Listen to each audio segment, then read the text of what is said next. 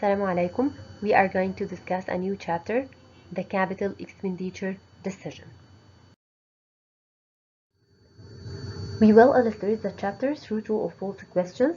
You can follow me using your book page 19.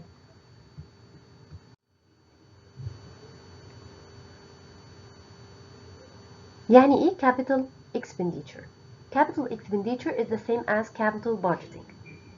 It means giving up current resources in anticipation of obtaining a large quantity of resources in the future. يبقى أهم حاجة عندي giving up current resources to get or obtain a large quantity of resources in the future. طب العملية دي كلها مسيطر عليها uncertainty. It's an anticipation. يعني not sure. طيب يعني إيه capital expenditure projects? Capital expenditures projects is the same as investment projects. ومعناها أو البوث يعني are related to invest in capital assets and projects. إيه الحاجة المهمة اللي نعرفها هنا؟ إن التوب management is always responsible for making this kinds of decisions. مين المسؤول عن this kinds of decisions اللي هي capital expenditures decision أو capital budgeting؟ المسؤول عنها is the top management. What is the typical capital budgeting decision? Purely any decision that involve an outlay now in order to obtain a future return is considered a capital budgeting decision. طيب ايه هي typical capital budgeting decision؟ أنا أول واحد number 1 cost reduction decision, 2 expansion decisions, 3 equipment selection decisions, 4 lease or buy decisions, 5 equipment replacement decisions. طيب تعالوا كده نشوف number 1. Lawyer management is always responsible for making of capital expenditure decision. طبعا false. طيب ايه هو ال correct answer؟ Top management is always responsible for capital expenditure decisions. يبقى هنا الخطأ اللي في الجملة lawyer management والانسر ال correct هي ال top management. طيب number 2. Capital expenditure projects and investment projects are synonyms. The both are related to invest in capital assets and projects. True or false? True. Capital expenditure projects equal investment projects. الاثنين نفس المعنى ومعناهم ان هما related to invest in capital assets and projects. 3. All decisions that involve an outlay now in order to obtain a future return is a capital budgeting decision. True. وده كان تعريف capital budgeting decisions. Any decision that involve an outlay now in order to obtain a future return. 4. Capital expenditure projects and investment projects are two different terminology. طبعا false لأن احنا قلنا إن capital expenditure projects equal investment projects. ده زيه زي number 2 بس هو معكوس. يبقى are two different terminology. طبعا لا the same terms. هما الاثنين نفس المعنى أو ممكن نقول synonyms. What are the stages of preparing the capital budget? Purely we have 5 stages must consider when preparing a capital budget. Number 1. Determination of the volume of a budget. في الستيج دي أنا المفروض إن أنا بحدد how much available to spend on a capital proposal. How much available to spend on a capital proposal. يجي بعدها stage 2 searching for suitable investment proposal. وفي الخطوة دي بقول إن any organization must apply an accurate system. لازم يكون عندها accurate system to develop a pool of investment proposal عشان يتاح لها مجموعة من الخيارات investment proposals in terms of management of research and development. The third stage evaluating of relevance investment proposal.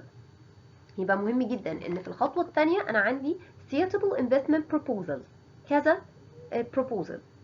في الثيرد بقى انا بعمل evaluating للبروبوزلز اللي انا حددتها في السكند ستيج، تمام، وباخد الموست relevance. طيب في الخطوة بتاعة الايفالويتنج دي قال لي يجي هنا الايفالويشن ميثودز، وده اتكلمنا عنه في شابتر كامل، net present value، internal rate of return، البايباك ميثود، الديسكاونتد بايباك، وهكذا. طيب هي ايه ابسط طريقة دايما بنستخدمها للايفالويتنج؟ قال لي هي البايباك ميثود، عشان كده هما بيسموها sample accounting method. قال لي طيب لكن مش هي دايما اللي بتستخدم، يعني ممكن نستخدم طرق اكثر تعقيدا، ده طبعا حسب الحالة اللي احنا يعني ايه بنشوفها. ممكن مثلا نستخدم ال net present value or internal rate of return، ده لو احنا حابين نستخدم شيء معقد شوية. رابع خطوة عندنا هي المونيتورينج بروسيس. المونيتورينج، اول ما اقول مونيتورينج يبقى معناها control the capital budget since the implementation of a project. يبقى monitoring means control since the implementation of a project. يبقى انا عشان اعمل monitoring لازم يكون اصلا حصل، ابتديت ادخل in implementation stage، ابتديت انفذ المشروع، فبعمل على الامبلمنتيشن ده control. طيب ازاي انا ممكن اعمل ده؟ قال لي من خلال comparison between budgeted figures and actual results. هشوف البادجتد وهقارنها بالاكتوال اللي اتحقق. طيب ليه انا بعمل الكومباريزون دي؟ قال لي عشان تحددي any short term obstacles and then taking appropriate corrective actions، عشان اشوف ايه هي العقبات اللي عندي وابدا اعمل corrective actions. اخر خطوه عندي في الكابيتال بادجيتنج is the post auditing capital budgeting. وعلى الرغم ان احنا بنعمل monitoring but it should be possible to step back and examine how well or badly the project is performing as compared to initial expectation. وده طبعا برضو أخدناه في شابتر منفصل. يعني ملخص الموضوع أقدر أقول إن أنا بجمع الكابيتال بادجيتنج بتاعي في planning، implementing، monitoring and post auditing. 4 خطوات: planning، implementing، post auditing and monitoring. والستيجز بتاعتها بالتفصيل ال5 اللي احنا قلناهم. طبعا عندكم figure in your book page 13. تعالوا نتكلم على الcondition that should be considered to achieve optimal levels of expenditures. Really we have 4 conditions. أول واحد defining objectives. لازم تكون محدد الأهداف بتاعتك. What is your objectives? We must have a clear objectives, and we must have a quantitative benefits and qualitative benefits related to this objectives. طيب بالنسبة للquantitative benefits, for example the profitability of the business. يبقى معنى كلمة quantitative benefits يبقى benefits هقدر أقيسها in numbers، بأرقام، زي الprofitability. الobjectives دي ممكن أقيسها في صورة profitability. طيب هل ده معناه ان الكواليتيتيف بنفيتس مش مهمه؟ قال لي لا طبعا، زي ما الكوانتيتيف مهمه الكواليتيتيف كمان must consider، زي الامبلوي motivations and customer satisfactions. يبقى لازم اخد في الاعتبار ان الاوبجكتيفز دي ليها qualitative و quantitative benefits. طيب تاني حاجه قال لي the second condition is alternative proposed projects. alternative proposed projects. The firm must have a number of alternative proposed projects that help achieving of specified objectives اللي احنا حددناها اصلا في الكونديشن الاول. طيب هي ال proposed projects دي عشان اقيمها لازم استخدم ال evaluation methods، different evaluation methods، عشان في الاخر اخد قرار. طيب القرار بتاعي اللي انا هوصل له which alternative is the best، افضل واحد فيهم ايه؟ قال لي القرار ده بياخدوا ال decision maker but depend on the scarcity of resources of the firm. يعني ايه الموارد اللي عند المنشأة؟ يبقى ال scarce of resources of the firm enforce decision makers to accept certain projects by using different evaluation methods. هي أكيد بتأثر على ال decision maker في قرارهم. وبالتالي طبعا بقول ان الميدل مانجمنت واللوير مانجمنت must have a role in planning. هم ليهم دور في البلاننج، في عملية البلاننج للكابيتال بادجت، لكن التوب مانجمنت هي المسؤولة عن الديسيجن. لكن الميدل واللوير مانجمنت have a role in planning. ثالث condition عندي هو الانفورميشن gathering. بقول في الانفورميشن gathering it is necessary to obtain relevant information to assess the viability of proposed projects. يبقى بقول تاني it is necessary to obtain relevant information to assess the viability of proposed projects. Number 4 meeting targets. والmeeting targets معناه ان انا عندي outcome of the proposal. البروبوزل بتاعي يطلع outcome must meet or exceed the target specified. يبقى أنا عندي target وعندي outcome from our proposal. تمام. outcome must meet or exceed the target specified. وبالتالي the firm has the ability to ensure that decisions once taken are fully executed. تعالوا نكمل الquestions بتاعتنا.